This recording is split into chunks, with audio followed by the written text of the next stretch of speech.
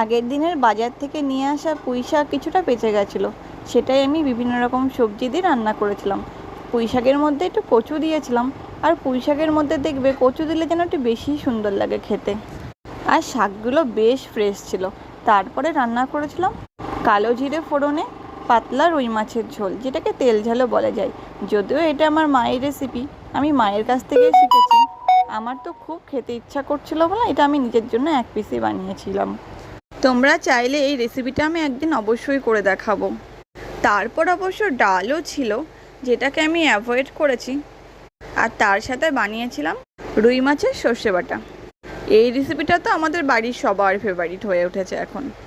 আমার বর তো এখন রুই মাছ আনলেই বলে এই রেসিপিটা বানিয়ে দাও। সেই সর্ষে বাটা দিয়ে তুমি রান্না করো না, ঠিক সেইভাবে বানাও। সর্ষে বাটার ঝোলের সাথে ওই যে কাঁচা লঙ্কাটা দেওয়া হয় লাস্টে, সেই কাঁচা লঙ্কাটা একটু ডলে নিয়ে সেটা মেখে খেতে সে যে কী অসাধারণ লাগে। আর তারপর যদি হয় একদম পছন্দের মাছ, যেটা লেজা। আমার লেজা খুবই পছন্দের মাছ।